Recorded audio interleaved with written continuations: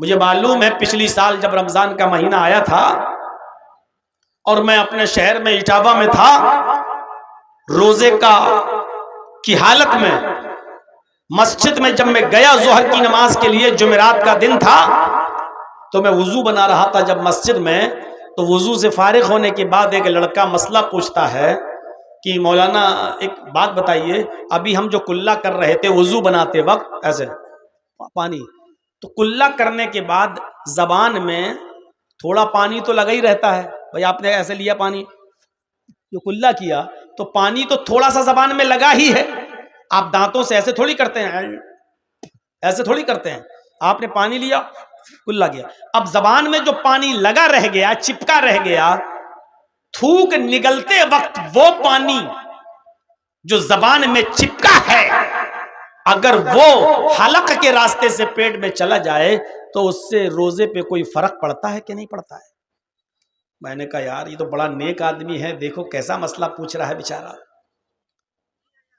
میں نے اس سے کہا کہ تم نے مسئلہ تو اچھا پوچھا ہے، لیکن کل جمعہ ہے، انشاءاللہ جمعے کے خطبے میں وہ مسئلہ بیان کروں گا، سب کو فائدہ ہو جائے گا، تمہارے اکیلے کو کیا ہے، کل ہم جمعے میں بتا دیں گے انشاءاللہ۔ اگلے دن جمعہ تھا، وہ پہلی صف میں آ کے بیٹھا ہوا تھا، آج مولانا صاحب مسئلہ بتائیں گے اور لوگوں سے میں کہوں گا کہ دیکھو میں نے پوچھا تھا۔ مجھے ایک دن کا جو موقع ملا، اس ایک دن میں مجھے میرے محلے کے اور گاؤں کے لوگوں نے بتایا مولانا کیا پوچھ رہا تھا، میں نے کہا کل بتاؤں گا انشاءاللہ جمعے میں۔ ارے وہ تو بڑا بے ایمان آدمی ہے، بڑا کمینہ آدمی ہے، وہ مسئلہ پوچھتا ہے آپ کے پاس آتا ہے، اس نے اپنی بہنوں کا حق مارا ہے، اپنی بیٹی کا حق مارا ہے، اپنے بیٹوں کو دے دیا اپنی زندگی میں کہ جاؤ یہ تمہارا یہ تمہارا، اور بیٹیوں کی شادی کر دی، اس کو کچھ دیتا ہی نہیں، کہتا نہیں بیٹیوں کا کیا ہے، شادی کر تو دی، جہیز دے تو دیا، نہ اپنی بہن کو دیا نہ بیٹیوں کو دیا۔ اب دوسرے دن جب جمعے کا دن تھا، میں نے خطبہ دیا اور آدھے گھنٹے کا ہی خطبہ ہوتا ہے، میں نے اسی خطبے میں بیان کیا کہ لوگ مسئلہ پوچھتے ہیں، زبان کا چپکا ہوا پانی اگر حلق کے راستے سے پیٹ میں چلا جائے تو روزے پہ فرق پڑتا ہے کہ نہیں پڑتا ہے؟ اتنا اہم سوال، اتنا اہم مسئلہ، لیکن پوچھنے والے لوگ ایسے ہیں جو اپنے بیٹیوں کا اور اپنی بہنوں کا حق مار کے کھا گئے، وہ لوگ یہ مسئلہ پوچھتے ہیں کہ روزے پہ فرق پڑتا ہے کہ نہیں پڑتا ہے۔ میرے بھائیوں، نبی اکرم صلی اللہ علیہ وسلم نے اسلام قبول کرنے کے بعد اسود کو کیا بتایا؟ آئے اسود، سب سے پہلے تمہارے پاس جو دوسروں کا مال ہے بکریاں، ان کو ان کے مالکوں کے حوالے کر دو۔ اسود نے کہا ٹھیک ہے۔ اسود ان بکریوں کو لے کر گئے اور خیبر کے قلعے کے دروازے پر ان بکریوں کو چھوڑ دیا، کیونکہ وہ بکریوں کو وہیں تک لاتے تھے اور وہیں چھوڑ دیتے تھے، بکریاں وہیں سے اپنے اپنے گھر چلی جاتی تھیں۔ جب قلعے میں بکریاں داخل ہو گئیں تو بکریاں اپنے اپنے مالکوں کے گھر پہنچ گئیں، اپنے اپنے گھر چلی گئیں۔ اسود آئے اور کہنے لگے اللہ کے نبی، میں نے بکریوں کو ان کے مالکوں کے حوالے کر دیا، جن کی بکریاں تھیں میں نے ان تک پہنچا دی، اب مجھے بتائیے کہ اب میرا کیا کام ہے؟ اسلام لایا ہوں، کلمہ میں نے پڑھا ہے، اب میں کیا کام کروں؟ مجھے کوئی کام بتائیے۔ نماز کا وقت نہیں تھا، اگر نماز کا وقت ہوتا تو اللہ کے نبی کہتے کہ اسود تم نماز پڑھ لو۔ رمضان کا مہینہ بھی نہیں تھا، اگر رمضان کا مہینہ ہوتا تو اللہ کے نبی کہتے اسود تم روزہ رکھو۔ حج کا بھی سیزن نہیں تھا، اگر حج کا سیزن ہوتا تو اللہ کے نبی کہتے اسود اب تم حج کرنے کے لیے چلے جاؤ۔ نماز کا وقت نہیں، رمضان کا مہینہ نہیں، حج کا سیزن نہیں، اللہ کے نبی نے فرمایا اسود تلوار اٹھاؤ اور فلاں فلاں جگہ پر ہمارے صحابہ جنگ لڑ رہے ہیں، تم بھی اس جنگ میں شامل ہو جاؤ، تم بھی اس جنگ کے اندر شریک ہو جاؤ، اگر زندہ واپس آ گئے تو غازی کہلاؤ گے، اور اسی جنگ میں اگر قتل کر دیے گئے تو شہید ہو جاؤ گے، اور شہید کے لیے جنت ہے۔ اسود نے تلوار اٹھائی اور میدان جنگ میں چلا گیا، اور اسود میدان جنگ میں لڑا، اس نے 2 کافروں کو قتل بھی کیا، اس نے 2 کافروں کو مارا بھی، لیکن ابھی میدان جنگ میں لڑ ہی رہا تھا کہ اسود کی گردن پر بھی تلوار چل جاتی ہے اور اسود بھی قتل کر دیا جاتا ہے۔ ابھی اسلام لایا تھا، اب شہید ہو جاتا ہے۔ صحابہ کرام اس کو پہچان بھی نہیں پا رہے ہیں کہ یہ کون ہے۔ یہ آیا ہماری طرف سے لڑنا شروع کیا، 1-2 کافروں کو مارا اور خود مر گیا۔ یہ کون آدمی ہے؟ ہم تو اس کو جانتے نہیں ہیں، یہ آج ہی اس کو دیکھ رہا ہوں، یہ کون آدمی ہے؟ اللہ کے نبی کو بلایا گیا، ایک اجنبی آدمی قتل کر دیا گیا ہے، ہماری طرف سے لڑ رہا تھا، مارا گیا ہے، ہمیں معلوم نہیں کہ وہ مسلمان ہے یا نہیں، ہم اس کو دفن کریں یا کیا کریں، ہم اس کی جنازے کی نماز پڑھیں یا نہ پڑھیں۔ اللہ کے نبی صلی اللہ علیہ وسلم کو جب خبر دی گئی تو نبی اکرم صلی اللہ علیہ وسلم آئے، اور آنے کے بعد آپ نے اسود کی لاش دیکھی، اسود کی باڈی دیکھی، شہید پڑا ہے، اسود کی گردن پہ تلوار چلی ہوئی ہے۔ اللہ کے نبی کی آنکھوں میں آنسو آ گئے اور روتے ہوئے فرمایا، صحابیو یہ تمہارا بھائی ہے، آج ہی تو اسلام لایا ہے، آج ہی تو اس نے کلمہ پڑھا ہے، اشہدو ان لا الہ الا اللہ، آج ہی تو اس نے یہ کلمہ پڑھ کر اسلام قبول کیا ہے اور میدان جنگ میں آ گیا۔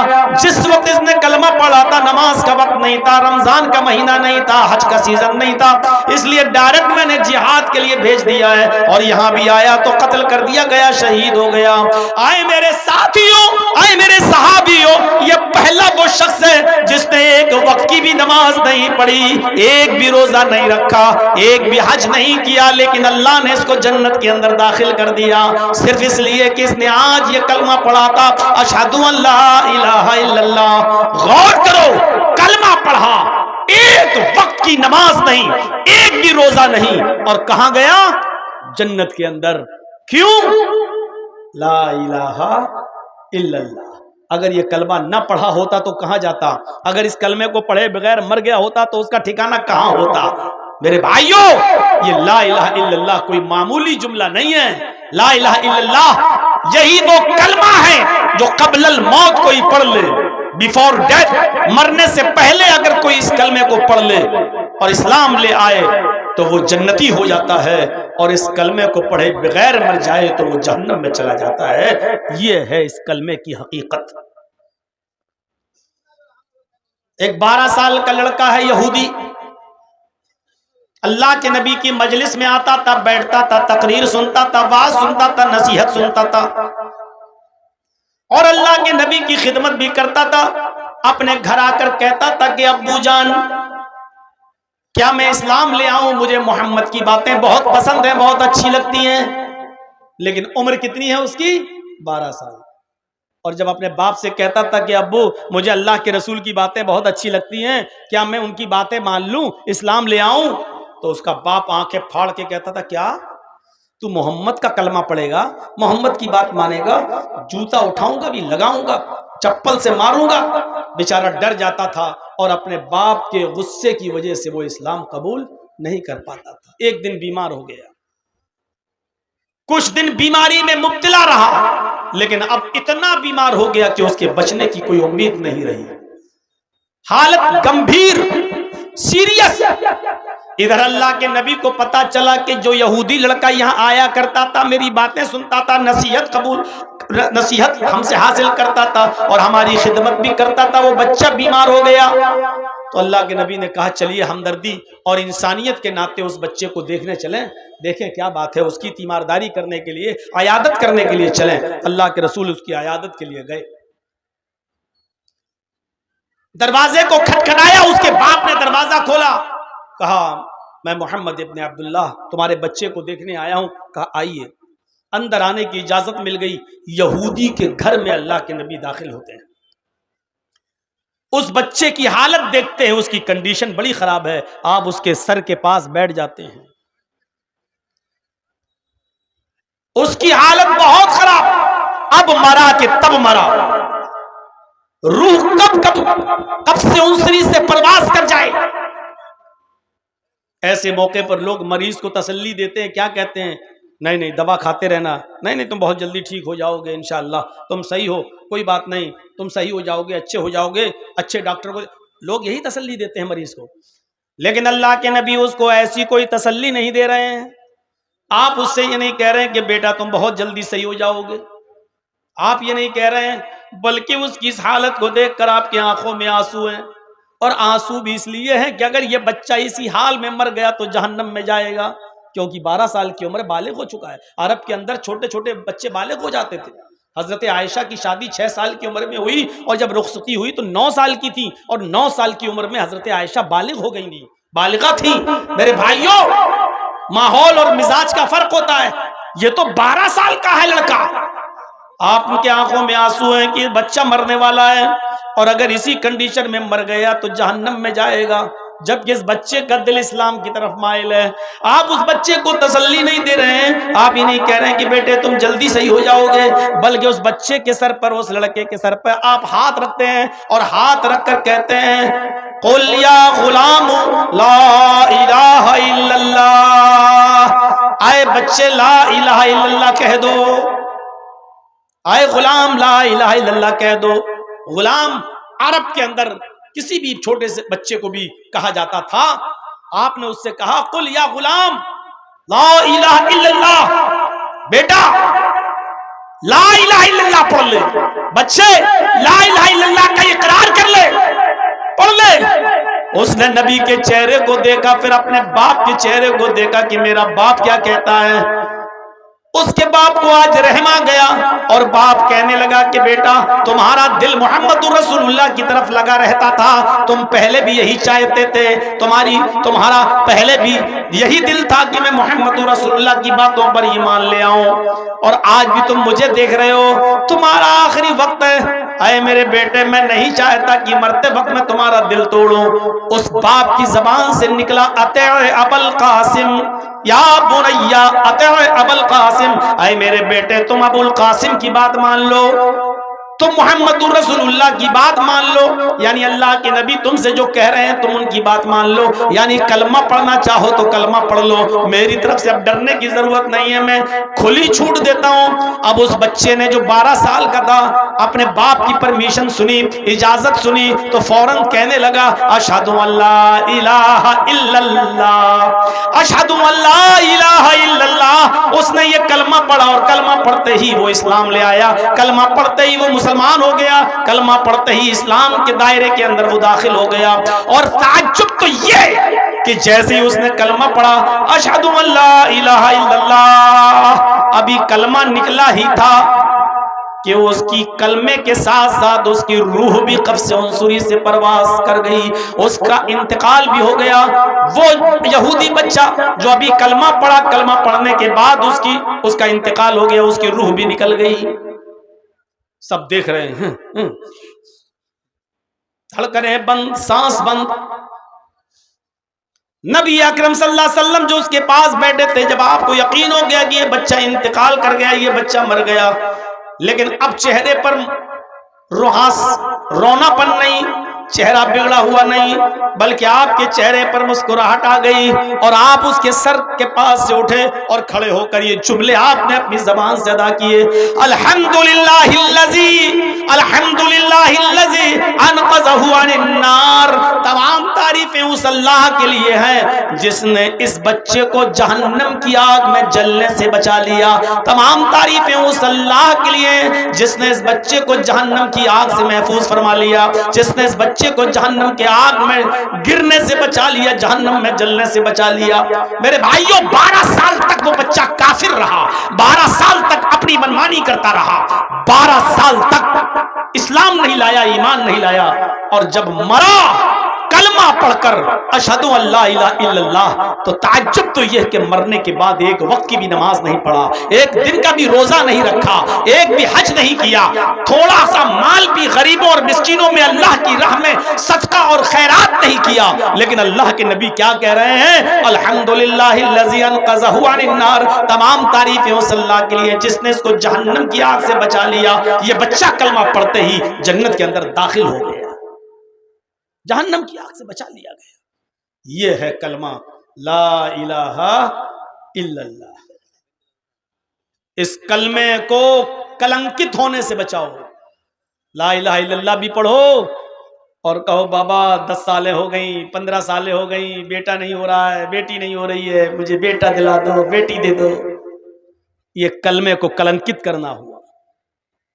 یہ کلمے پر داغ لگانا ہوا، اور ایسے کلمے کی کوئی ضرورت نہیں اللہ کو کہ تم اللہ کو بھی پکارو اور دوسرے کو بھی پکارو، نہیں، خالصتاً للہ، صرف اللہ کو پکارا جائے گا، بس اللہ سے مانگا جائے گا، بس۔ اچھا، دو واقعے میں نے آپ کے سامنے رکھ دیے، اور دونوں نے ایک وقت کی نماز نہیں پڑھی اور کہاں گئے؟ جنت میں۔ ایک اسود اور دوسرا یہ۔ آئیے اب ایک واقعہ میں آپ کو ایسا بتاتا ہوں کہ آپ تعجب کریں گے۔ پوری زندگی نبی کی خدمت کی، نبی کا ساتھ دیا، لیکن مرتے وقت کلمہ نصیب نہیں ہوا۔ نبی کی خدمت کرنے کے باوجود وہ آدمی کہاں گیا؟ جہنم میں گیا۔ واقعہ سنا ہوگا نا آپ نے ابو طالب کا۔ کون تھے؟ نبی کے چچا۔ خدمت کتنی کی؟ خدمت کتنی کی آپ کو اندازہ نہیں۔ اللہ کے، یہاں سے اندازہ لگائیے، اللہ کے نبی جناب محمد رسول اللہ صلی اللہ علیہ وسلم جب پیدا ہوئے تو باپ کا چہرہ نہیں دیکھا۔ اللہ کے نبی جب اپنی ماں کے پیٹ سے باہر آئے تو باپ کا چہرہ نہیں دیکھا۔ باپ پہلے ہی انتقال کر چکے تھے 2 مہینہ۔ اے بھیا جس کو اٹھنا ہو ابھی سے اٹھ کے چلے جاؤ یار، ایک ایک کر کے اٹھ رہے ہو، ڈسٹرب کر رہے ہو سامنے سے۔ باپ کا چہرہ نہیں دیکھا، اور جب محمد الرسول اللہ کی عمر 6 سال کی ہوئی، اور 6 سال کتنا بڑا بچہ ہوتا ہے آپ کو اپنے دماغ میں رکھیے، 6 سال کا بچہ، جب نبی اکرم کی عمر 6 سال کی ہوئی تو کہاں آئے؟ اپنی ماں کے ساتھ مدینے آئے۔ یسرب اس کا پرانا نام تھا، یسرب۔ مدینے آئے اپنے ننیال، اپنے نانا ماموں کے یہاں۔ اور جب ماں 1 مہینہ مدینے میں رہنے کے بعد جب مکے کی طرف پھر لوٹنے لگی تو مدینے سے کچھ ہی تھوڑی دوری پر ایک مقام تھا جس کا نام تھا مقام ابوا، اور وہیں پر محمد الرسول اللہ کے باپ عبداللہ دفن تھے۔ ماں اپنے شوہر کی، محمد الرسول اللہ کی ماں اپنے پتی کی، اپنے ہسبینڈ کی قبر کو دیکھنے کے لیے گئی اور اپنے بیٹے سے کہا محمد چلو ہم تمہیں بھی تمہارے باپ کی قبر دکھاتے ہیں، اور جب اشارہ کیا کہ یہ تمہارے باپ کی قبر ہے، وہیں پر ماں اپنے شوہر کی جدائی برداشت نہیں کر سکی، یاد آئی اور اٹیک کرتا ہے محمد کی ماں آمینہ کو، اور اسی جگہ پر مقام ابوا پہ اپنے شوہر کی قبر کے پاس آمینہ کی بھی روح نکل جاتی ہے۔ باپ کی قبر کو دیکھتے دیکھتے بیٹے نے اپنی ماں کو بھی کھو دیا۔ سوچئے، باپ کی قبر کو ابھی دیکھ بھی نہیں پایا صحیح سے، اور اسی جگہ پر ماں کا بھی انتقال ہو گیا، اور وہیں پر ان کی ماں کو بھی دفن کیا گیا۔ سوچو 6 سال کی عمر میں باپ بھی نہیں، ماں بھی نہیں، اب کس نے پالا؟ عبد المطلب نے۔ لیکن عبد المطلب بھی صرف 2 سال تک پال پائے، یہاں 8 سال کے ہوئے محمد ابن عبداللہ، ادھر عبد المطلب بھی چھوڑ کر چلے گئے۔ 8 سال کی عمر میں ابو طالب نے اپنے ہاتھ میں لیا اپنے بھتیجے کو، اور 8 سال سے لے کر 25 سال تک اپنے پاس رکھا، کھلایا پلایا، پال پوس کر بڑا کیا، اور 25 سال کی عمر میں پہلی شادی حضرت خدیجہ سے کرائی جن کی عمر 40 سال تھی۔ میرے بھائیوں، اور 40 سال کے جب آپ ہوئے تو آپ کو نبوت ملی۔ سوچئے 8 سال سے لے کر 40 سال تک ابو طالب نے خیال رکھا، یہ 32 ایئر 32 سال کی زندگی ابو طالب اپنے پاس رکھے رہے، کھلاتے رہے پلاتے رہے، پروان چڑھاتے رہے، اور جب اللہ کے رسول کو رسالت ملی، نبوت ملی، اور آپ نے جب توحید کی دعوت دی تو دشمنوں سے بچاتے رہے، حفاظت کرتے رہے، یہاں تک کہ جب دشمنی حد سے آگے بڑھ گئی اور تمام کافرین مکہ متفق ہو کر نبی ابو طالب کے پاس آئے اور کہنے لگے کہ ابو طالب اب پانی بہت آگے چڑھ گیا ہے، سر سے اوپر چڑھ چکا ہے، تمہارے بھتیجے کی لنترانی اب ہم نہیں سنیں گے، بہت الٹا سیدھا غلط سلط ہمارے معبودوں کے بارے میں تمہارا بھتیجا بول چکا ہے، اب اس کی زبان پر کنٹرول کرو، اور نہیں کرتے ہو تو ہم اس کو اپنے حساب سے سزا دیں گے، بعد میں یہ مت کہنا کہ میرے بھتیجے کا قتل کر دیا، میرے بھتیجے کو مار ڈالا۔ ابو طالب نے اپنے بھتیجے محمد کو بلایا اور کہا بھتیجے میرے اوپر اتنا بوجھ نہ ڈالو کہ میں برداشت نہ کر سکوں، میرے ناتواں کندھوں پر, میرے کمزور کاندھوں پر اتنا بوجھ نہ ڈالو کہ میں برداشت نہ کر سکوں. یہ میرے دشمن اب تیرے دشمن بن چکے ہیں, خون کے پیاسے ہیں, تجھے قتل کرنا چاہتے ہیں. تو دین کی دعوت چھوڑ دے, توحید کی دعوت چھوڑ دے, ان کو ان کے اسی حال پر رہنے دے. تو ان کو برا بھلا مت کہے, چھوڑ دے ان کو ان کے حال پر. اللہ کے نبی صفائی پیش کر رہے ہیں, اے چچا میں برا بھلا کہاں کہتا ہوں, میں تو صرف اتنا کہتا ہوں لا الہ الا اللہ کہہ دو کامیاب ہو جاؤ گے. میں تو صرف یہ کہتا ہوں کہ ایک اللہ کی عبادت کرو, ایک اللہ کو پکارو, ایک اللہ کے سامنے سر جھکاؤ, ایک اللہ کی عبادت کرو, اس کے علاوہ تو میں کچھ نہیں کہتا. چچا نے کہا بھتیجے چھوڑ دے ان کو, ان کے حال پر رہنے دے, یہ بھی کہنا بند کر دے اگر میری زندگی میں تجھے کسی نے مار دیا یا قتل کر دیا تو میں اپنے آپ کو نہیں سنبھال پاؤں گا. چچا کا یہ جواب سن کر اللہ کے نبی کے آنکھوں میں آنسو آ گئے. صرف ایک ہی جملہ بولا, آئے چچا جان میں دین کی دعوت سے باز نہیں آ سکتا, میں توحید کی دعوت سے باز نہیں آ سکتا.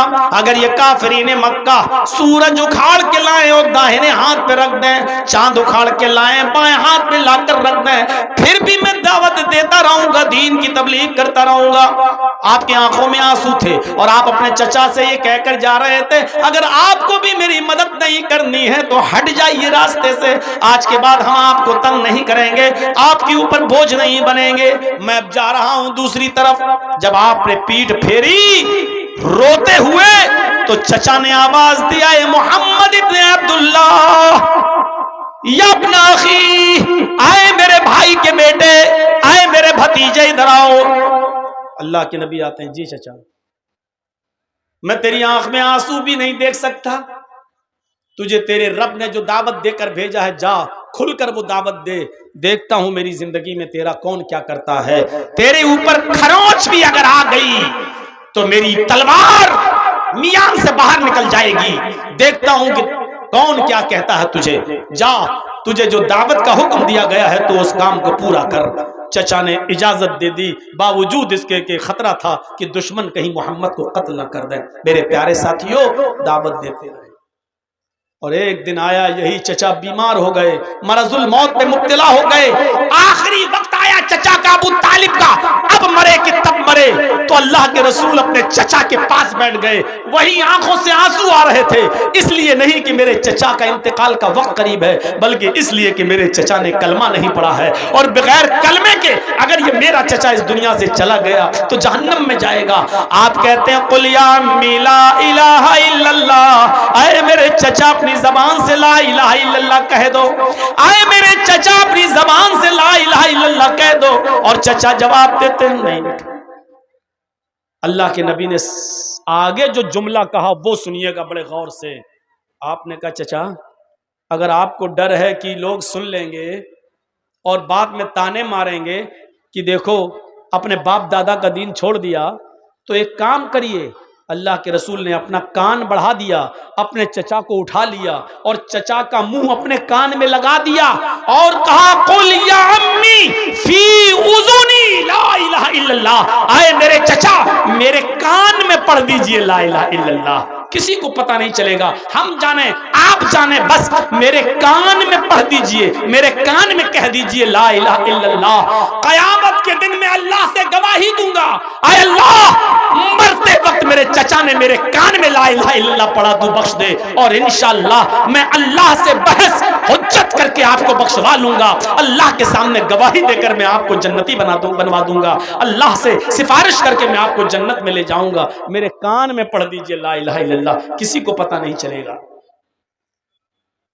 لیکن چچا ابو طالب کہتے ہیں بھتیجے میں نہیں چاہتا کہ میں مرتے وقت اپنے باپ کا اپنے دادا کا دین چھوڑوں. آئے میرے بھتیجے میں نہیں چاہتا کہ مرنے کے بعد میرے لوگ یہ کہیں کہ دیکھو ابو طالب اپنے باپ دادا کا دین چھوڑ گیا, بد دین ہو کر مرا, بے دین ہو کر مرا. آئے میرے بھتیجے سوری, میں تمہارے کان میں بھی لا الہ الا اللہ نہیں پڑھ سکتا, میں چپکے سے بھی لا الہ الا اللہ کا اقرار نہیں کروں گا. آئے میرے بھتیجے میں اسی دین پہ مرنا چاہتا ہوں جو میرے باپ کا میرے دادا کا دین تھا. ابو طالب نے کلمہ نہیں پڑھا اور ابو طالب کا انتقال ہو گیا, بغیر کلمہ پڑھے مر گئے. پوری زندگی نبی کی خدمت کی، پوری زندگی نبی کی سیوا کی، پوری زندگی نبی کو چاہا، پوری زندگی نبی کو مانا، پوری زندگی نبی کا ساتھ دیا، لیکن کلمہ پڑھے بغیر مر گئے۔ کہاں گئے؟ جہنم میں۔ اور ایک بار اللہ کے رسول نے ہاتھ اٹھا کر دعا بھی کی کہ اے اللہ میرے چچا کو بخش دے، وہ مجھے بہت چاہتا تھا، میری بہت خدمت کی، میری بہت دیکھ ریکھ کی، اللہ میرے چچا کو بخش دے۔ اللہ نے آسمان سے جبریل کو بھیج دیا یہ کہتے ہوئے کہ محمد سے کہہ دو کہ کسی مومن کے لیے جائز نہیں ہے کہ کسی کافر اور مشرک کے لیے دعائے مغفرت کرے۔ تیرا چچا حالت کفر میں مرا ہے، وہ جہنم میں جائے گا۔ 70 مرتبہ بھی اے محمد اپنے چچا کے لیے تم دعا کرو گے تو اللہ تمہاری دعا قبول نہیں کرے گا۔ تیرا چچا کلمہ پڑھے بغیر مر گیا، تیرے چچا کو ہم جہنم ہی دیں گے، جنت نہیں مل سکتی، اس کو بخشیں گے نہیں۔ اللہ تعالیٰ نے محمد الرسول اللہ کی دعا کو ریجیکٹ کر دیا، رد کر دیا، اور کہا کہ تمہاری دعا قبول نہیں کی جائے گی۔ اللہ کے رسول نے کہا اے اللہ وہ مجھے بہت چاہتا تھا، میری بڑی خدمت کی، تو اللہ نے فرمایا اے محمد تمہاری خدمت کی مانتا ہوں اس بات کو، لیکن جنت نہیں دے سکتا، رہے گا تیرا چچا ہمیشہ جہنم کے اندر۔ ہاں اتنا کر سکتا ہوں، اتنا کر سکتا ہوں کہ تیرے چچا کو ہم سب سے ہلکا عذاب دیں، سب سے کم عذاب دیں۔ اور اللہ کے نبی فرماتے ہیں کہ اللہ تعالیٰ میرے چچا کو سب سے ہلکا عذاب دیتا ہے، ان کے دونوں پیروں کے تلوے کے نیچے، یہ دونوں پیروں کے تلوے کے نیچے آگ کی 2 چنگاری، چنگاری جانتے ہو چولہے میں جب لکڑی جلاتے ہو تو چنگاری نکلتی ہے نا، پھٹ سے پھوٹتی ہے ایک دم، 2 چنگاری ایک اس پیر کے نیچے اور دوسرا دوسرے پیر کے نیچے رکھ دی بس۔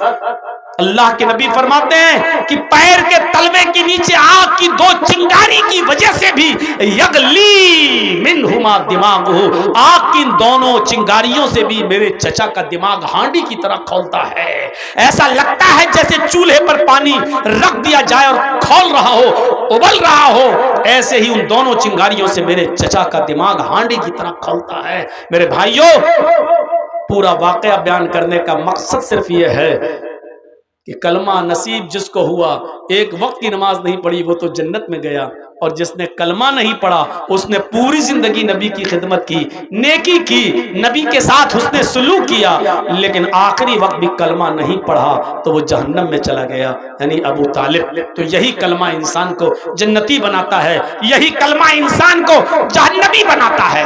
یہ پہلی چیز ابھی لا الہ الا اللہ پر میں نے تھوڑا زیادہ وقت آپ کا لے لیا، دوسری چیز پر ہم آپ کو تھوڑا سا کھینچ کر لاتے ہیں، وَأَدْنَاهَا إِمَاطَةُ الْأَذَى عَنِ الطَّرِيقِ، راستے سے تکلیف دہ چیز کو ہٹا دینا۔ آپ بائک سے جا رہے ہیں یا 4 ویلر سے جا رہے ہیں اور آپ کو بیچ راستے میں کیلے کا چھلکا پڑا ہوا دکھ جائے تو آپ کی ذمہ داری بنتی ہے کہ آپ اپنی گاڑی کو سائیڈ میں لگائیں اور کیلے کے چھلکے کو بیچ سڑک سے ہٹا کر آپ باہر پھینک دیں، کیونکہ آپ تو گزر جائیں گے گاڑی کو دائیں بائیں کر کے، لیکن کہیں کوئی بوڑھا آدمی، کوئی اندھا آدمی اگر اس کا پیر اس کیلے کے چھلکے پر پڑ گیا اور پھسل کے گر گیا تو میرے بھائیوں بڑھاپے میں تو ہڈی جب ٹوٹتی ہے تو جلدی جڑتی نہیں ہے۔ اس لیے کوئی کانٹا پڑا ہے تو اس کو ہٹا دو، کوئی چھلکا پڑا ہے تو اس کو ہٹا دو، کوئی پتھر پڑا ہے تو اس کو ہٹا دو۔ یاد رکھیے گا اور مسئلہ جان لیجئے گا، جس طرح راستے سے تکلیف دہ چیز کو ہٹا دینا ثواب ہے، جس طرح راستے میں پڑی ہوئی نقصان دینے والی چیز کو ہٹا دینے پر ثواب ہے، اسی طریقے سے جان بوجھ کر عمدن اور قصدن بیچ راستے میں لوگوں کے گزرنے کی جگہوں پر جان بوجھ کر کیلے کا چھلکا پھینکنا، کانٹے پھینکنا، کوڑا پھینکنا، ناک جھاڑنا، تھوکنا، بلغم تھوکنا، بلغم کا پلٹنا، اسی طریقے سے پتھر کا پھینکنا، یہ سب چیزیں باعث عذاب بھی ہیں اور باعث گناہ بھی ہیں۔ اگر تکلیف دہ چیز کو راستے سے ہٹانا ثواب کا کام ہے تو جان بوجھ کر راستے میں تکلیف دہ چیزوں کو پھینکنا گناہ بھی ہے، ہٹائیے۔ اسی طریقے سے آپ کوئی سامان خریدنا چاہتے ہیں اور آپ نے بیچ سڑک پر اپنی گاڑی کھڑی کر دی، غلط جگہ پر گاڑی کو پارک کرنا بھی لوگوں کو تکلیف دینے کے ضمن میں آتا ہے۔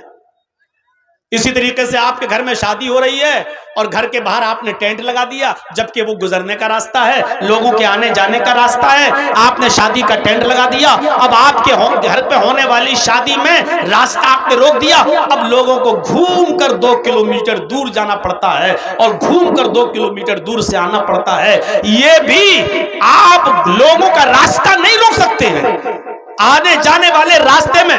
ارے کوئی سیریس کنڈیشن میں مریض ہے بیچارہ، جو 5 منٹ میں اگر ہاسپٹل نہیں پہنچا تو مر جائے گا، سیریس کنڈیشن میں پتا چلا کہ راستہ رکا ہوا ہے، راستہ رکا ہوا ہے۔ یہ آنے جانے والوں کو تکلیف دینا یہ غلط طریقہ ہے، آپ راستہ نہیں روک سکتے ہیں کسی کا۔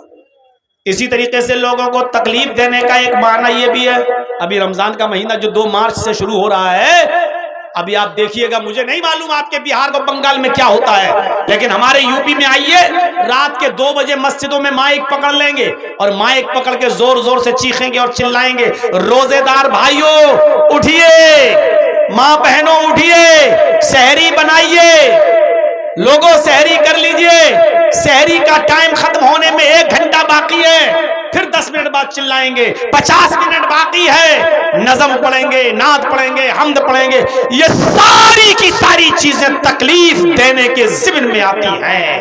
کس نے آپ کو اتھارٹی دی اور پاور دیا کہ آپ رات میں 2 بجے مائک پہ چلائیں اور آپ اس کو ثواب کا کام سمجھتے ہیں؟ کون سی حدیث میں آیا ہے کہ آپ لوگوں کو روزے کے لیے اٹھائیں؟ روزہ رکھنا فرض ہے، روزے کے لیے اٹھانا کسی حدیث میں نہیں آیا ہے۔ روزے کے لیے اٹھاتے ہو؟ کبھی فجر کی نماز کے لیے لوگوں کو رات کے 2 بجے سے اٹھایا؟ مائک پکڑ کے کہیے لوگوں فجر کی اذان ہونے میں 1 گھنٹہ باقی ہے، اٹھیے اٹھیے، پھر 50 منٹ باقی ہے، اٹھیے، 40 منٹ باقی ہے، اٹھیے۔ ارے نماز زیادہ افضل عبادت ہے یا روزہ؟ آپ بھی کہیں گے نماز، نماز کے لیے تو آپ نے کبھی نہیں اٹھایا، پھر روزے کے لیے آپ اٹھائیں گے؟ اور معاف کیجئے گا، سب کے اوپر روزہ فرض نہیں ہوتا ہے، آپ روزے داروں کو اٹھا رہے ہیں نا، لیکن وہ بوڑھا آدمی بھی آپ کے چیخنے اور چلانے سے نیند میں ڈسٹرب ہو جاتا ہے، اس کی جس کے اوپر روزہ ہے ہی نہیں، اتنا بوڑھا ہو چکا ہے کہ وہ روزہ رکھ ہی نہیں سکتا ہے، ڈاکٹروں نے روزہ رکھنا منع کر دیا، 90 سال کی عمر ہے، اب وہ روزہ نہیں رکھ سکتا ہے، فدیہ دے گا، ایک مسکین کو کھانا کھلائے گا، اس کے اوپر بس یہی ہے۔ اب آپ روزے کے لیے اٹھا رہے ہیں تو وہ بھی اٹھ رہا ہے۔ کتنے لوگ ایسے ہیں، ایک تو میرے پاس آیا لکھنؤ میں کہ مولانا ہماری مسجد میں اتنی زور زور سے چلاتے ہیں کہ میرا باپ جس کی عمر 85 سال کی ہو چکی ہے اور بیمار رہتا ہے، مجھے نیند کی گولی دینا پڑتی ہے ڈاکٹر کی لکھی ہوئی، جب رات کے 10 بجے ہم اس کو نیند کی گولی دیتے ہیں تب اس کو نیند آتی ہے۔ میں نے اس کا پرچہ دیکھا، ڈاکٹر نے اس کی نیند کی گولی میں ڈپران 10 mg لکھا ہوا تھا، 5 mg کی کھانے پر نیند نہیں آتی تھی، ڈپران 10 mg کی لیتا ہے، یہ کھا کر اس کو نیند آ رہی ہے۔ کہا مولانا جب آواز آتی ہے مسجد کی تو میرا باپ جاگ جاتا ہے اور اس کے بعد پوری رات وہ تڑپتا ہے، وہ بچلتا ہے، پھر اس کو نیند نہیں آتی ہے، وہ برین دماغ ڈپریشن کا شکار ہے، بڑی مشکل سے تو وہ سوتا ہے، لیکن رات کے 2 بجے یہ لوگ چیخ چیخ کر ہمارے باپ کو جگا دیتے ہیں۔ اس کو دین کا کام آپ سمجھتے ہو کہ رات کے 2 بجے اٹھ گئے اور چلا رہے ہیں اور بوڑھے کی نیند میں ڈسٹرب ہو رہا ہے؟ ایسی طریقے سے وہ عورتیں بیچاری جو اپنے بچوں کو دودھ پلاتی ہیں اور ڈاکٹروں نے کہہ دیا ہے کہ یہ دودھ جب یہ کھانا کھائیں گی تو دودھ بنے گا اور جب دودھ بنے گا تو بچے کو پلائیں گی، اگر یہ روزہ رکھیں گی تو بچہ بھوکا مر جائے گا جو اپنی ماں کا دودھ پیتا ہے، اس لیے ابھی یہ روزہ نہ رکھیں۔ تو جو عورتیں اپنے بچوں کو دودھ پلاتی ہیں جو روزہ نہیں رکھ پا رہی ہیں اس مجبوری کی وجہ سے، آپ ان کے بھی نیند میں ڈسٹرب کر رہے ہیں۔ شریعت میں نہیں ہے کہ کسی کی نیند میں آپ ڈسٹرب کریں۔ اللہ کے نبی صلی اللہ علیہ وسلم تو تہجد کی نماز پڑھنے بھی جب اٹھتے تھے تو اتنے آہستہ سے اٹھتے تھے کہ ان کی بیوی حضرت عائشہ نہ جاگ جائیں، بیوی حضرت عائشہ کی نیند نہ کھل جائے، اور آپ مائک پہ پکڑ پکڑ کے چیخیں اور چلائیں کہ روزے دار بھائیوں اٹھیے اور سحری کیجئے، اٹھیے اور سحری بنائیے۔ یہ چیز باعث ثواب نہیں بلکہ باعث گناہ ہے، کیونکہ آپ تکلیف دے رہے ہیں ان لوگوں کو بھی جن کے اوپر روزہ فرض نہیں ہے۔ حاملہ عورت جس کے پیٹ میں بچہ ہے، ڈاکٹر نے منع کیا بھی روزہ نہیں رکھیں، اگر روزہ رکھیں گی تو بھوکا رہنا پڑے گا، اور جب بھوکا رہیں گی تو پیٹ میں جو بچہ پل رہا ہے اس کو جب غذا کی چیز نہیں ملے گی تو بچہ پیٹ میں مر جائے گا۔ کہا وہ روزہ نہیں رکھ سکتی ہے لیکن آپ ان کی بھی نیند میں ڈسٹرب کر رہے ہیں، چھوٹے چھوٹے بچوں کو بھی آپ جگا رہے ہیں، تو یہ چیز تکلیف دینے کے ضمن میں آتی ہے۔ اماطۃ الاذان الطریق، راستے سے تکلیف دہ چیز کو ہٹا دینا بھی ایمان کا ایک حصہ ہے۔ اور تیسری چیز اس حدیث میں بتائی گئی ہے والحیاء شعبۃ من الایمان، حیا بھی ایمان کا ایک شعبہ ہے۔ آج شرم و حیا ہمارے معاشرے سے نکل گئی، شرم و حیا ختم ہو گئی۔ بخاری کی حدیث ہے، اللہ کے نبی نے فرمایا اذا لم تستحی فافعل ما شئت، جب تیرے اندر شرم نہ رہی، جب تیرے اندر سے شرم نکال لی گئی تو پھر جو تیرا دل چاہے وہ کر۔ یعنی جب شرم ہی نہیں رہے گی تو انسان کے دل میں جو آئے گا وہ کرے گا، جو آئے گا وہ کرے گا، شرم نہیں رہی۔ اور اس ویسٹرن کلچر نے، اس پشچمی سبھیتا نے، اس مغربی تہذیب نے آج شرم و حیا کا جنازہ مردوں کے اندر تو چھوڑیے، عورتوں کے اندر سے بھی نکال کر رکھ دیا ہے۔ ہمیں نہیں معلوم آپ کے بہار کا حال، ہمیں نہیں معلوم آپ کے بنگال کا حال، آئیے ہمارے اتر پردیش کی طرف اور لکھنؤ کی سرزمین پر بڑے بڑے حاجی، بڑے بڑے نمازی، بڑے بڑے قاری، بڑے بڑے حافظ، بڑے بڑے ملا اور مولویوں کی لڑکیاں انسٹاگرام پر ریل بنا رہی ہیں، سر سے دوپٹے اتر چکے ہیں، اسکرٹ پہن کر اور شارٹ کپڑوں میں ریل بناتی ہیں، وہ بھی بے حیائی کے ساتھ اور یاریت کے ساتھ، اور ننگی ننگی ریل بناتی ہیں، بیہودہ ریل بنا رہی ہیں۔ اور جب حاجیوں، نمازیوں، ملا اور مولویوں کی لڑکیوں کا یہ حال ہے تو پھر بڑے بڑے امیروں کی لڑکیوں کا حال کیا ہوگا، امیر زادیوں کا حال کیا ہوگا، ماڈرن کلچر میں پلنے والی لڑکیوں کا حال کیا ہوگا۔ ویسٹرن کلچر نے، پشچمی سبھیتا نے، مغربی تہذیب نے آج ہماری لڑکیوں کو اتنا بے شرم بنا دیا ہے، تصور کریں آپ۔ گھر میں رہنا ان کو بکواس لگتا ہے، گھر میں رہنا کہتی ہیں یہ چار دیواری میں قید کر کے رکھ دیا ہے۔ واہ میری بیٹیوں، واہ میری قوم کی بچیوں، واہ میری قوم کی بہنوں، اپنے گھر میں رہ کر اپنے باپ کے لیے کھانا بنا دینا شرم کی بات ہے، اپنے بھائی کے لیے کھانا بنا دینا شرم کی بات ہے۔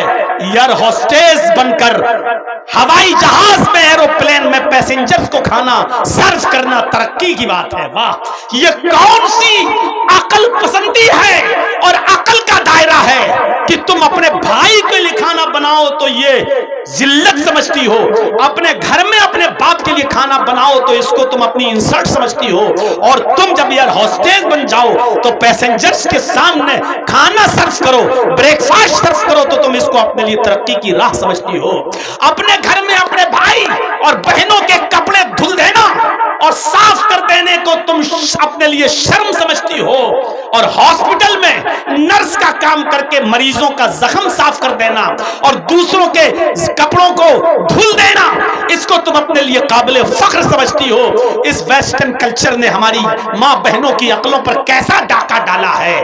اللہ کے نبی نے سچ فرمایا اذا لم تستحی فافعل ما شئت، جب شرم و حیا نہیں رہی تو جو تیرا دل چاہے وہ کر۔ ہم اہل حدیث ہیں، ہمارے یہاں عورتوں کا مسجد میں نماز پڑھنے آنا جائز ہے، بلکہ اللہ کے نبی نے یہ بھی فرمایا کہ اگر تمہاری عورتیں مسجدوں میں نماز پڑھنے آنا چاہیں تو ان کو مسجدوں میں نماز پڑھنے سے مت روکو، اگر وہ آنا چاہیں تو آنے دو، لیکن اس کے باوجود، اس کھلی ہوئی اجازت کے باوجود اللہ کے نبی کیا کہہ رہے ہیں؟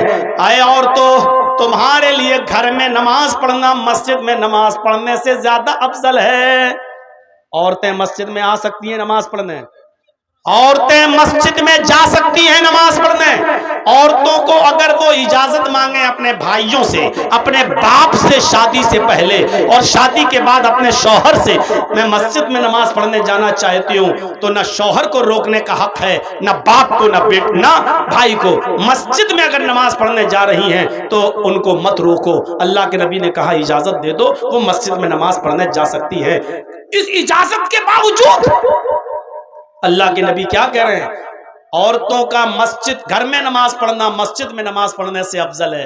اور جب اللہ کے نبی یہ کہہ رہے تھے اس وقت بھی عورتیں مسجد میں نماز پڑھنے آیا کرتی تھی، کیونکہ ان کا عقیدہ یہ تھا کہ ہم نبی کے پیچھے نماز پڑھیں گے تو ہمیں کتنا ثواب ملے گا، ہم محمد الرسول اللہ کے پیچھے نماز پڑھنے کا شرف ہمیں حاصل ہو رہا ہے۔ نبی کے اس حدیث کے بعد، کہنے کے بعد کہ عورتوں کا گھر میں نماز پڑھنا مسجد میں نماز پڑھنے سے افضل ہے، یہ کہنے کے بعد بھی میرے بھائیوں، اس کے باوجود بھی اللہ کے نبی صلی اللہ علیہ وسلم نے اجازت دی کہ عورتیں مسجد میں آ سکتی ہیں اور جاتی تھیں۔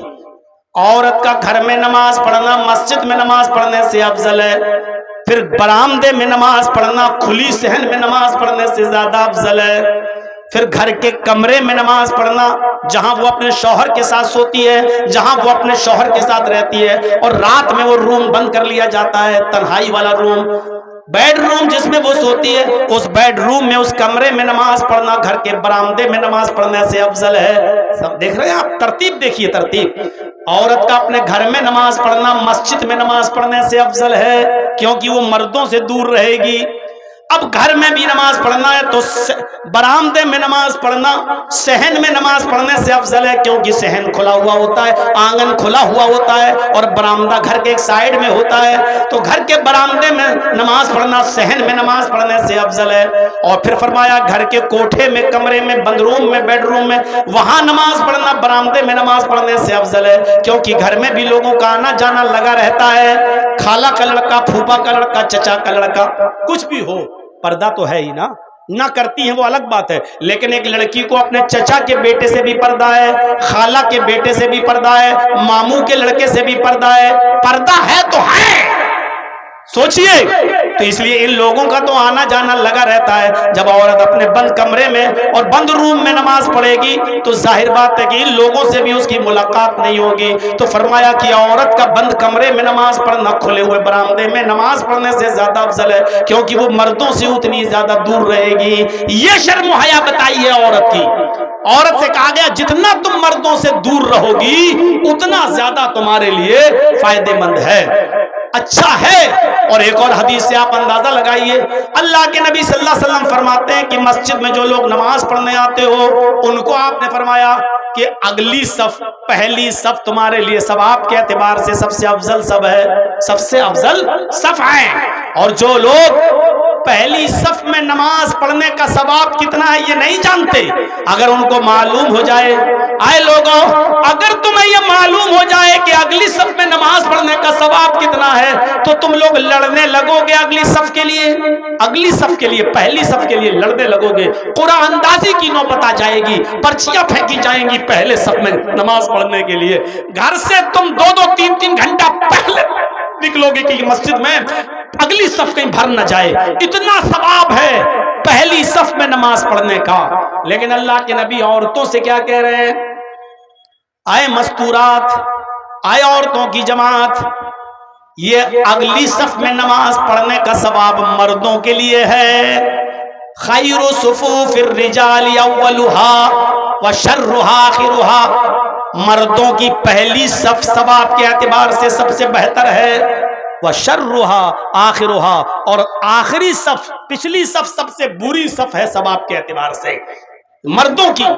لیکن عورتوں سے کیا کہہ رہے ہیں؟ آئے عورتوں، خیر صفوف النساء آخرها وشرها بلوا، آئے عورتوں تمہارے لیے پچھلی صف سب سے بہتر ہے، پچھلی صف، سب سے پیچھے والی صف عورتوں تمہارے لیے سب سے بہتر ہے ثواب کے اعتبار سے، اور سب سے آگے والی صف سب سے بری ہے ثواب کے اعتبار سے۔ اب آپ غور کرو، جرجی صاحب نماز پڑھا رہے ہیں، اللہ اکبر، میرے پیچھے 5 صفیں لگی ہیں مردوں کی، پردہ پڑا ہے اس کے بعد پیچھے، اور اس کے بعد 5 صفیں عورتوں کی لگی ہوئی ہیں، 5 صفیں عورتوں کی لگی ہوئی ہیں پیچھے۔ پہلی صف میں مرد ہیں، مرد کی پہلی صف ثواب کے اعتبار سے سب سے بہتر ہے، 5 صفیں پوری ہو گئی، مردوں کی پچھلی صف سب سے بری ہے ثواب کے اعتبار سے سب سے کم ثواب۔ اس کے بعد پردہ پڑا ہے، پردہ، اس کے بعد عورتوں کی صف لگی ہے، 1 2 3 4 5، 5ویں صف جو سب سے پیچھے ہے عورتوں کی، وہ ثواب کے اعتبار سے سب سے اچھی صف ہے۔ سب سے زیادہ ثواب کس عورت کو ملے گا جو سب سے پیچھے والی صف میں ہے، اور سب سے کم ثواب کس کو ملے گا جو سب سے آگے والی صف میں ہے۔ عورت کو پچھلی صف میں سب سے زیادہ ثواب ملے گا، کیوں؟ کیونکہ وہ مردوں سے اتنی ہی زیادہ دور ہے۔ پہلے تو عورتوں کو چاہیے کہ وہ گھروں میں نماز پڑھیں، لیکن اگر مسجد میں آنا چاہیں تو اجازت ہے، چلو آ گئی، آنے کے بعد بھی یاد رکھو کہ تمہاری پچھلی صف سب سے بہتر صف ہے۔ یہ شرم و حیا بتائی ہے عورت کو اسلام نے کہ تم مسجد میں بھی آؤ جہاں اچھے لوگ آتے ہیں، نیک لوگ آتے ہیں، اور کوئی کتنا بھی بڑا کمینہ، کتنا بھی بڑا بدماش قسم کا انسان ہی کیوں نہ ہو، لیکن وہ مسجد میں تمہارے ساتھ غلط کام نہیں کر سکتا۔ مسجد کا ادب و احترام اتنا تو ہے اس کے اندر، جو مسجد میں تمہارے ساتھ غلط کر ہی نہیں سکتا، تمہاری عزت پہ ڈاکہ ڈال ہی نہیں سکتا، اس کے باوجود کہا کہ تمہاری پچھلی سب سے افضل ہے کیونکہ تم ان سے دور ہو۔ تو بازاروں میں جانے کی اجازت کس نے دے دی؟ شادیوں میں مرد اور عورتوں کو ایک ساتھ کھانے کی پرمیشن کہاں سے مل گئی؟ اور 10 سال سے بڑی لڑکی کو کالج میں، یونیورسٹی میں لڑکوں کے ساتھ بیٹھ کر ایک ہی بینچ اور ایک ہی کلاس میں پڑھنے کی پرمیشن کہاں سے مل گئی؟ اور کالج کی کینٹین میں ایک ساتھ چائے پینے کی پرمیشن کہاں سے مل گئی؟ میرے بھائیوں، ان تمام چیزوں پر غور کرو۔ اللہ کے نبی صلی اللہ علیہ وسلم نے فرمایا شادی کے موقع پر بھی لڑکی سے زبردستی مت کہو نکاح قبول کیا۔ کہلوایا جاتا ہے نا، لڑکے کا نکاح ہونے سے پہلے لڑکی سے پوچھا جاتا ہے کہ فلاں لڑکے کے ساتھ تمہارا نکاح ہو رہا ہے، تم نے قبول کیا؟ کیا تمہیں لڑکا قبول ہے؟ تو بیچاری بولتی نہیں ہے شرم کی وجہ سے، تو زبردستی یہ کٹ ملا جو جاتے ہیں جاہل، یہ زبردستی کہلواتے ہیں، اس میں ایک وکیل ہوتا ہے، 2 گواہ ہوتے ہیں، قبول کیا؟ اب وہ چپ چاپ دھیرے سے سہیلیاں کونی مار رہی ہے، کہہ دے قبول ہے، کہہ دے۔ اب اس کی سہیلیاں جب کہتی ہے تو وہ کہتی میں نے قبول کیا۔ تو وکیل پوچھتا ہے گواہوں سے اس نے جو منہ چلایا ہے تم نے سنا؟ اگر وہ گواہ کہتے ہیں کہ نہیں سنا تو اس لڑکی سے کہا جائے گا ان دونوں نے سنا نہیں، ذرا زور سے بولو۔ تب وہ زور سے بولے گی میں نے قبول کیا۔ کہا سنا کہ ہاں، تب نکاح مانا جاتا ہے۔ جاہلو، تمہیں کہ بندروں کے ہاتھ میں جب سے استرے مل گئے نا تو شیونگ کے بجائے گردن کاٹنا شروع کر دی ہے دین کی، یہ حال ہے۔ اللہ کے نبی نے کہا کہ یہ اجازت کا طریقہ ہے ہی نہیں۔ ارے شادی والے دن لڑکے کی طرف سے کپڑے آتے ہیں لڑکی کو، اور لڑکی کی طرف سے کپڑے آتے ہیں لڑکی والوں کی طرف سے لڑکے کے لیے۔ اجازت کا، لڑکی کی اجازت ہے یا نہیں، اس کا سب سے اچھا طریقہ یہ ہے کہ جس دن شادی ہے لڑکی کی، بارات آ رہی ہے، لوگ آ رہے ہیں، اس دن لڑکے کی طرف سے دیے ہوئے کپڑے اگر لڑکی خوشی خوشی پہن لیتی ہے تو سمجھ لو کہ اجازت ہے، اس نے پہن لیے کپڑے، اس کا مطلب یہ ہے کہ لڑکی راضی ہے۔ اب کیوں کہلوا رہے ہو قبول ہے قبول ہے قبول ہے؟ کیوں کہلوا رہے ہو؟ اور زیادہ سے زیادہ ایک بار پوچھو فلاں کے ساتھ تمہارا نکاح کیا جا رہا، قبول ہے؟ وہ خاموش رہے گی۔ اللہ کے رسول نے فرمایا اذنھا سماطھا، اس کی خاموشی ہی اس کی اجازت ہے، مت کہلواؤ قبول ہے، دستخط کراؤ چل دو۔ نہیں بولی صاحب سنا، ارے اس نے خاموشی اختیار کی ہے نا، یہی خاموشی اس کی اجازت ہے۔ یہ ہے شرم و حیا عورت کی۔ جو لڑکی شادی کے موقع پر بھی یہ نہ کہہ سکے کہ مجھے نکاح قبول ہے یا وہ لڑکا قبول ہے، اتنی شرم و حیا بتائی ہے اللہ کے نبی نے۔ لیکن یہ رات کے 1 بجے بھی ابھی جائیے گا نا تو ابھی بھی چونچے چل رہی ہوں گی موبائل پہ، ہیلو آئی لو یو، یہ وہ، جیسے کبوتر ہوتے ہیں نا گڈر گن کرتے ہیں، ایسی ان کی چونچیں چل رہی ہوں گی، اور ابھی بھی رات بھر باتیں کر۔ غور کرو یہ بے شرمی کس حد تک بڑھ گئی۔ شادی جو ایک حلال رشتہ، شادی جو ایک پاک رشتہ، نکاح جو ایک پاکیزہ طریقہ ہے میاں بیوی کے ملنے کا، اس میں بھی اتنی شرم و حیا بتائی کہ لڑکی نہیں بول پا رہی ہے تو خاموشی ہی کوئی اجازت مان لو، مت بلواؤ زبردستی۔ سوچو اس رشتے میں بھی یہ کہا ہے جو جائز ہے، اس میں بھی یہ کہا کہ مت نکلواؤ کہلواؤ ان سے، خاموشی ہے تو بس اجازت ہے۔ ایسی لڑکی کتنا منہ چلاتے ہیں، کہاں تھے ہم تو 1 گھنٹے سے انتظار کر رہے تھے، 2 گھنٹے کہاں تھے، بھول گئے۔ یہ لڑکیاں آج اس طریقے کے جملے ادا کرتے ہیں۔ شرم و حیا آج میرے بھائیوں نیلام ہو چکی ہے، اس لیے ہماری ماں بہنوں کو چاہیے کہ شرم و حیا کا لبادہ اوڑھیں۔